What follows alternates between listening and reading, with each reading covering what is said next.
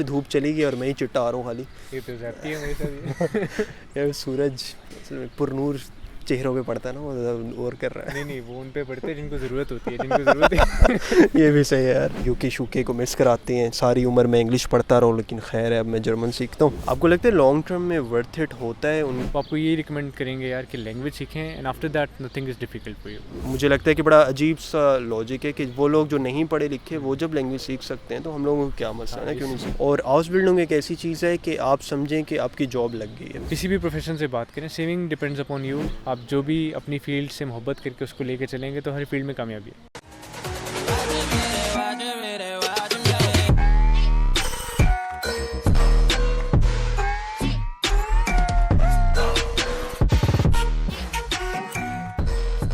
Welcome to अंदर MR podcast. जिस तरह मैंने प्रॉमिस किया था कि हम डिस्कस करेंगे अगले पॉडकास्ट में आपसे जर्मनी क्यों मेडिकल करने आए हमज़ा भाई। लास्ट पॉडकास्ट अगर आपने नहीं देखा तो लाजमी देखिएगा, उसमें हमने डिस्कस किया आप MBBS कैसे करने आ सकते हो जर्मनी में।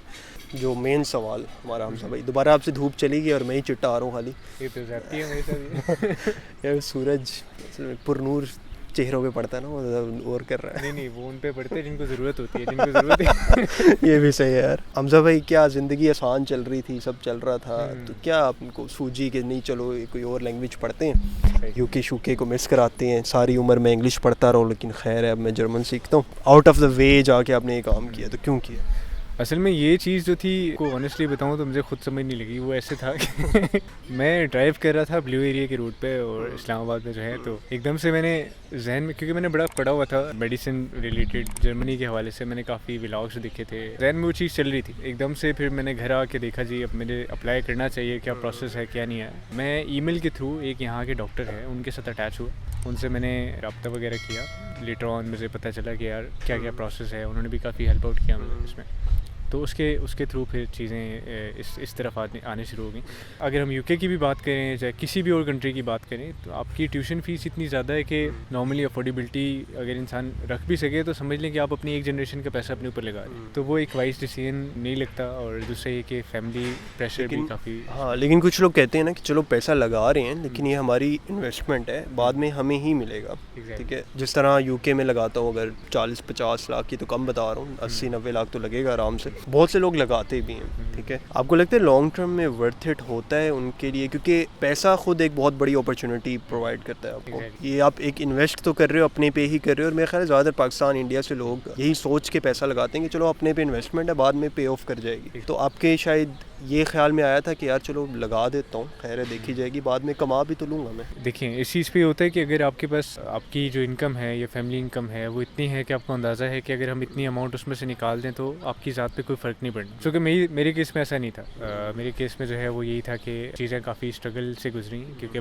फादर की डेथ के बाद चीज़ें वैसे भी काफ़ी स्ट्रिक्ट हो जाती हैं। उस लिहाज से मेरे लिए ये बेहतर ऑप्शन था कि यार मैं जर्मनी को परस्यू करूँगा, मैं यहीं पर आऊँ। लेकिन नॉर्मली ऐसे लोग भी पाकिस्तान में एग्जिस्ट करते हैं जिनके लिए अगर हम 90 लाख की बात करें, हालांकि 90 लाख एक साल में मेरे ख्याल से आपके लगते हैं यूके की तरफ या इस तरह से, तो उनके लिए कुछ नहीं होते। ठीक है, उनके लिए अपनी ज़िंदगी आसान करें, वो जाएँ इंग्लिश कंट्रीज़ की तरफ, बेशक यूके जाएँ, US जाएँ, कनाडा जाएँ, कहीं पे भी जिनके अंदर मोटिवेशन है, तो वो अगर जर्मनी भी आए ना तो वो खुद को डेवलप कर लेंगे। उसमें ऐसा कुछ नहीं है कि यार आपने लैंग्वेज सीखनी है, आप अगर किसी और कंट्री में कुछ ऐसा रहना शुरू कर दें तो आप वैसे भी सीखना शुरू हो जाते हैं। लैंग्वेज लाजमी सीखें। यहाँ पे जितने भी लोग यहाँ पे पाँव अपने गाड़ चुके हैं, तो आपको यही रिकमेंड करेंगे यार कि लैंग्वेज सीखें and after that nothing is difficult for you. काफ़ी वीडियोज़ में मैंने कहा है कि यहाँ पे काफ़ी लोग आए हुए हैं, सीरिया से भी लोग आए हैं, अब यूक्रेन की जो वॉर हुई थी वहाँ से भी लोग आए हैं, और उनमें से अक्सर लोग पढ़े लिखे नहीं होते कि एज़ एन इंजीनियर या एज़ हमज़ा भाई जो कि someone who is coming from medical field, हम काफ़ी डिफ़िकल्ट चीज़ें सीख के उस स्टेज पे आते हैं। ठीक है, जो भी मेडिकल में आ रहे हैं, इंजीनियरिंग पे आ रहे हैं, वो वाले लोग हैं जिन्होंने कभी इस तरह की बुक्स नहीं पढ़ी। ठीक है, एक लेमैन टर्म्स में मैं कह देता हूँ कि वो इतने पढ़े लिखे नहीं होते, बट वो भी लैंग्वेज सीख लेते हैं। ठीक है, तो हमारे पास क्या आर्ग्यूमेंट होगा कि नहीं जी हमसे तो नहीं हो पाएगा ना। तो आई थिंक ये बड़ा एक, मुझे लगता है कि बड़ा अजीब सा लॉजिक है कि वो लोग जो नहीं पढ़े लिखे वो जब लैंग्वेज सीख सकते हैं तो हम लोगों को क्या मसला है, क्यों नहीं सीख सकते। इस चीज़ को आज मैं अपने एक फ्रेंड हैं उनसे भी डिस्कस कर रहा था कि फैमिली रियूनियन वीज़े पे आते हैं यहाँ पे, उनकी वाइफ होती हैं, अक्सर देहात से होती हैं, जो पढ़ी लिखी ज़्यादा नहीं होती, वो भी फिर आइंस जो A1 लेवल ऑफ लैंग्वेज है वो करके आती हैं, तो वो जब लैंग्वेज सीख रही हैं वो इतनी मेहनत कर सकती हैं, पढ़े लिखे लोग वो क्यों नहीं कर सकते? सिर्फ आपको मोटिवेशन चाहिए, दिन रात आप कुछ अर्सा लगा ले, उसके बाद अपनी ज़िंदगी आसान करें। बिग अपॉर्चुनिटी, मैं तो ये कहूँगा जर्मनी का हम सबको शुक्रिया अदा करना चाहिए। बेशक आप चाहे जितनी मर्जी लॉजिक दे दें यार, लिविंग एक्सपेंसेस ज़्यादा है, ये है वो है, ऐसा है वैसा है, टैक्सेस हैं, बाकी मुल्कों में भी तो लिविंग एक्सपेंसेस हैं, टैक्स हैं, सब कुछ है, बट एजुकेशन फ्री नहीं है, तो यहाँ पर है तो उसका फ़ायदा उठाएं आप। इंटरव्यू वाकई, और मेडिकल पाकिस्तान में रहते हुए बहुत एक्सपेंसिव होता है अक्सर लोगों के लिए, स्पेशली जो प्राइवेट यूनिवर्सिटीज़ से करते हैं मेडिकल। गवर्नमेंट में जाना हमें ऑलरेडी पता है कि कितना टफ़ है। 95% वालों को भी मैंने देखा है, वो भी 2-2 3-3 साल लगा रहे होते हैं अपने MCAT वो GMAT वगैरह देने के, मेडिकल टेस्ट एंट्रेंस देने में, पास करने में। तो आई थिंक उतने साल आप जर्मन लैंग्वेज सीखने में लगा दो तो आपके पास अपॉर्चुनिटी ये नहीं है कि आपने लैंग्वेज सीख ली तो MBBS में एडमिशन नहीं हुआ तो कहीं भी नहीं होगा। एक दफ़ा सीख ली आप नर्सिंग में, जिस तरह हमजा भाई ने डिस्कस किया था, वहाँ पे जा सकते हो, आप हाउस बिल्डिंग कर सकते हो। फ़ायदे इसके बेइंतहा हैं, और हाउस बिल्डिंग एक ऐसी चीज़ है कि आप समझें कि आपकी जॉब लग गई है, क्योंकि आपको पैसे मिल रहे होते हैं 800-900 यूरो पर महीना मिल रहा होता है। इवन सेकेंड ईयर में जाओ तो 1100 भी मिलने लग जाता है। आई थिंक बहुत बड़ा एडवांटेज है ये चीज़। तो मोटिवेशन आपकी ये थी कि फाइनेंशली आप सेविंग करना चाह रहे थे, इतना नहीं लगाना चाह रहे थे, और आपको नज़र आया ये डिस्कस किया था कि डॉक्टर बन के पाकिस्तान से वो UK जाते हैं। उनका आइडियल केस सिनेरियो उनका ये होता है कि वहाँ पे एक एग्ज़ाम दें और वो पास करें और जाके डॉक्टर लग जाएं। हाँ, जैसे आपने बताया था जब हम डिस्कस कर रहे थे कि आपकी काफ़ी फैमिली मेम्बर UK में हैं और डॉक्टर हैं, क्या उनका ओपिनियन है कि ये स्ट्रेटजी ठीक है कि हम पाकिस्तान से MBBS कर लेते हैं, बाद में UK का एग्ज़ाम देंगे, पास करेंगे और UK में डॉक्टर लग जाए? इस तरह से है कि मेरे काफ़ी फ्रेंड्स भी हैं इस वक्त जो कि डॉक्टर के तौर पे काम कर रहे हैं NHS में। इसके अलावा मेरी फैमिली है काफ़ी UK में, अरसे दराज से वो लोग वहीं पे हैं। डेफिनेटली पाकिस्तान की सिस्टम से अगर हम बात करें, वहाँ पे एक डॉक्टर है वो फ्रेश ग्रेजुएट होता है। अभी मैं काफ़ी डॉक्टर्स को जानता हूँ जब वहाँ पे ग्रेजुएट होकर वो अपनी हाउस जॉब करें और वो नॉर्मली 35,000 PKR में ले रहे हैं, और दैट्स वेरी लेस अगर हम कंडीशंस को देखें, इस वक्त इकोनॉमिकल कंडीशंस को देखें। उसी तरह लोग फिर डेफिनेटली वो मौका देखते हैं कि यार मैं किस कंट्री की तरफ इजीली मूव कर सकता हूँ। उसमें UK एक अच्छी अपॉर्चुनिटी है कि आप वहाँ पे एक एग्ज़ाम क्लियर करें, NHS की तरफ मूव कर जाएँ। इवन नर्सेस पाकिस्तान से ऐसा करते हैं कि NHS का एग्ज़ाम क्लियर करके वो मूव करते हैं वहाँ पे। NHS क्या है? लाइक मैं बड़ा इग्नोरेंट हूँ इस मेडिकल टर्म्स में, NHS है क्या? देखें, NHS उनका इदारा है, जैसे कि हम जर्मनी में बात करते हैं कि जर्मनी में मेडिसिन के डिफरेंट लाइसेंसिंग इदारे हैं जो कि आपको यहाँ पे लाइसेंस प्रोवाइड करते हैं रहने एक लाइसेंसिंग। तो वो उनका NHS एक पूरा सिस्टम है, हेल्थ केयर सिस्टम है, और नेशनल हेल्थ केयर सिस्टम उनका जो है वो NHS है, और वो सारे मेडिकल प्रोफेशंस को डील करते हैं वहाँ पे। उनकी तरफ से जो भी एग्जाम्स हैं, लाइसेंस है, वो आपने क्लियर करने हैं, देन आपने मूव करना है। लोग ऐसा क्यों करते हैं, मेन क्वेश्चन ये है। वो इसलिए करते हैं कि USMLE as compare to NHS अगर हम देखें तो वो ज़रा टफ क्लियर करना या उस चीज़ में पढ़ना जो है, वो लोग चाहते हैं कि जल्दी हम कैरियर की तरफ जाएँ और सेटल हों। NHS को वो देखते हैं इंग्लिश में है, डेफिनेटली एक लैंग्वेज बैरियर नहीं है। जर्मनी के कंपेयर करें, अपने लैंग्वेज नहीं सीखनी। हम लोगों ने सारा साल जो है वो सारी ज़िंदगी इंग्लिश में पढ़ा होता है, तो हम कहते हैं कि यार इंग्लिश में एग्ज़ाम दे, उसी को क्लियर करें एंड देन मूव कर जाएँ UK की तरफ। आपने इस चीज़ में देखना है कि UK में आने के बाद डॉक्टर्स 5-6 साल लगा के US की तरफ मूव कर जाते हैं, इवन यूरोप से भी। जर्मनी में एक चीज़ है कि टैक्सेस बेशक ज़्यादा है, बट डॉक्टर्स को या अच्छे प्रोफेशन या जो भी लोग यहाँ पे टैक्स प्रॉपर दे रहे हैं उनको सपोर्ट भी बहुत करती है। आप अगर किसी भी चीज़ को सेल्फ फाइनेंस करना चाहें, आप अपना क्लिनिक ओपन करना चाहें, उसके लिए भी आपको डिफरेंट बैंक्स हैं यहाँ पर, गवर्नमेंट की तरफ से आपको डिफरेंट एप्लीकेशंस मिलती हैं जो आपके देख कर आप अपने क्लिनिक्स फाइनेंस कर सकते। अपॉर्चुनिटीज़ हर कंट्री में है, लेकिन यहाँ पे वही बात है कि लैंग्वेज बैरियर है के लिए। ऑप्शन बुरा नहीं है UK वाला भी, ऑब्वियसली ये है कि ये नहीं कि बिल्कुल ही आपकी पार्टी सीन ऑन हो जाता है वहाँ पे, क्योंकि मेरे कज़न गए हैं, वो उन्होंने जो टेस्ट था क्लियर किया, बट उनकी सैलरी कुछ ऐसा नहीं होगा कि आप बड़ी लग्जरियस लाइफ जी रहे हो या बहुत ज़्यादा सेविंग कर रहे हो। वो आप सर्वाइवल इकोनॉमी उनकी आती है कि सर्वाइवल पे है कि ठीक है जी रेंट आ गया, क्योंकि बहुत एक्सपेंसिव है वहाँ के भी। जितने आप अगर 2500 पाउंड भी कमा रहे हो, 1000-1200 पाउंड आपका रेंट चला जाएगा। फिर आपके ओबियसली जब फैमिली होती है तो वो वाले खर्चे भी काफ़ी होते हैं, तो सेविंग्स नहीं हो पाती। बात है सेविंग्स की, बात है टैक्सेस की। Germany is well known country है, इसके टैक्सेस काफ़ी ज़्यादा है, बट सेविंग के लिहाज से आपको क्या लगता है कि एक तो मिनिमम स्टार्टिंग सैलरीज कितनी होती है डॉक्टर्स की, और कुछ एक्सपीरियंस ले लो तो क्या फिर एक अच्छा ठीक ठाक सेव कर सकता है बंदा यहाँ पे? देखिए, जर्मनी में डॉक्टर्स के ऊपर जो है ना वो वैसे तो नॉर्मली हर जॉब पे, हर बिजनेस पे आपको 2 किस्म के टैक्सेस आते हैं, एक वैट है और एक जो बिजनेस है उन पे भी इनकम स्टॉया होता है, जिसको इनकम टैक्स कहते हैं। डॉक्टर्स जो हैं वो यहाँ पर आपका जो है मेयावी स्टॉया जो होता है, जो वैट है वो पे नहीं करते, इनकम स्टॉया जो है वो आपको पे करना पड़ता है। ये एक मेडिकल प्रोफेशन के लिए एक बहुत बड़ा रिलीफ है गवर्नमेंट की तरफ से। वरना अगर देखें तो नॉर्मली ये टैक्स पे करने के बाद बहुत सारे लोग जो जॉब्स करें उनकी सैलरी जो है वो हाफ पर आ जाती है, अराउंड अबाउट 70-75% पे आ जाती है, तो एक बड़ा एडवांटेज है आपको। टेक्निकली बात करें तो यूरोप जितना भी है उस कल्चर में जो सेविंग का कॉन्सेप्ट है वो इस तरह से नहीं है कभी भी कि आप लग्जरी लाइफ भी गुजारें और सेविंग भी करें। यहाँ पे है कि आप जितना खुद को जो है वो लिमिटेड करके रखेंगे तो उतनी आप सेविंग्स कर सकते हैं। उस चीज़ में फिर बेहतर है कि आप देख लें,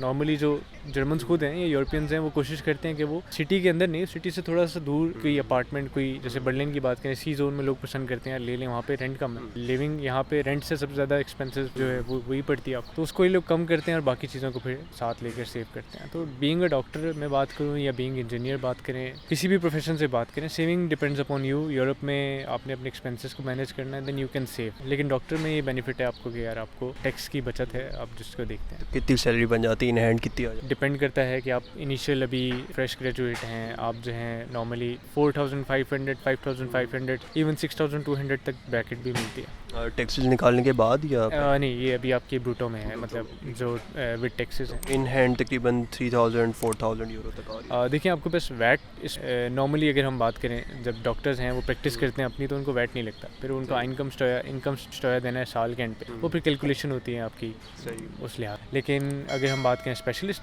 तो वो अच्छी खासी अर्निंग करते हैं। वो ऐसे भी हैं जो कि 12,000 यूरोस तक जाते हैं, 15 तक भी जाते हैं। तो इट डिपेंड्स अपॉन कि आप किस लेवल पे खड़े हैं being a doctor. I think बहुत अच्छी सैलरी है, बट अगेन हम ये कंपैरिजन यूएस से नहीं कर रहे कि यूएस बहुत वेल नोन है डॉक्टर्स को हाईली पे करने में। अगेन यूएस क्या one of the I think first world country है जिसके हेल्थ केयर सिस्टम में बहुत फ्लॉज हैं, बट अगेन डॉक्टर कमा रहे हैं। अगर आप डॉक्टर हैं तो खैर आपको फ्लॉज से फ़र्क नहीं पड़ेगा आप छापेंगे वहाँ पे पैसा, वहाँ पे बहुत पैसा है।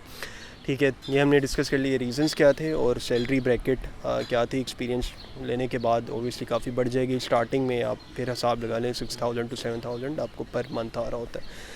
हमने काफ़ी हद तक चीज़ें डिस्कस कर ली हैं। कुछ रह गया हो आपका, कुछ मैसेज देना चाहें जो लोग आपको सुन रहे हैं?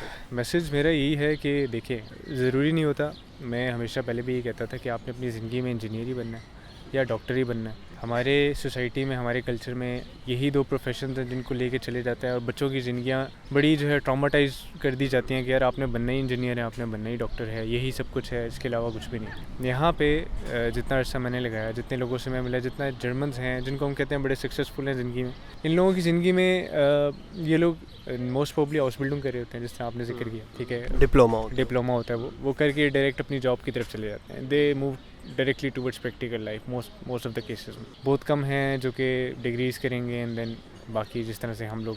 तो अगर अल्लाह ना करे आप ज़िंदगी में कभी आपका ड्रीम है डॉक्टर बनने का, अच्छा एक इंजीनियर बनने का, तो आप उस तरफ नहीं जा सक रहे। पिछली वीडियो में हमने पाथवे भी शेयर किया था कि आप थोड़ा सा इनडायरेक्टली जा सकते हैं। कोशिश करें अपने प्रोफेशन की तरफ, कभी ना कभी इंशाल्लाह आप कामयाब हो ही जाएंगे। लेकिन अगर अल्लाह ना करे अगर नहीं होते तो इस रिलेटेड कुछ कर लें, वो भी बेहतर है हर लिहाज से। उसमें कोई जर्मनी में या यूरोपियन कंट्रीज़ में आप जो भी अपनी फील्ड से मोहब्बत करके उसको लेके चलेंगे तो हर फील्ड में कामयाबी है। तो इसकी अपॉर्चुनिटीज़ बहुत एग्जिस्ट करती हैं। Being an engineer, being an doctor, हम दोनों ये बात यही कर रहे हैं कि अगर इंजीनियर नहीं बने, डॉक्टर नहीं बने, खैर है, क्योंकि यहाँ पे आके ना हमारा माइंडसेट बहुत चेंज हो गया, स्पेशली जिस टाइप के हमने प्रोफेशन यहाँ देखे और हमसे ज़्यादा छाप रहे हैं। बट लेकिन पेरेंट्स को भी मेरा ये मैसेज होगा कि बच्चों को जिनका शौक़ नहीं है कि यार बच्चा आपका नहीं चल रहा मेडिकल में, तो उसे पुश ना करो, क्योंकि बहुत से ऐसे केसेस देखे हैं कि बाद में वो डेड एंड पे खड़े होते हैं बच्चे। उन्हें समझ नहीं आ रही होती कि आगे जाना है या पीछे जाना है, पीछे जो कर लिया हो गया, आगे हमें समझ नहीं आ रहा, क्योंकि उनकी कैपेबिलिटी उतनी नहीं होती, उस चीज़ में नहीं होगी, किसी और चीज़ में होगी।